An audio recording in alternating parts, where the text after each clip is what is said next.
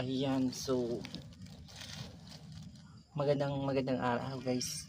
So ngayon binigyan tayo ng pagkakataon na para makuha yung product na ito at mabigyan tayo ng sample. So syempre malapit na yung mga birthdayhan, mga Christmas party, yan, mga Halloween party nila, yan. So maraming mga parties.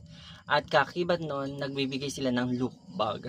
Yung look bag is common talaga na may design ng character, may design ng mga gusto nilang princess, may mga hayop, depende sa team nung celebration, ganon, ng event nila.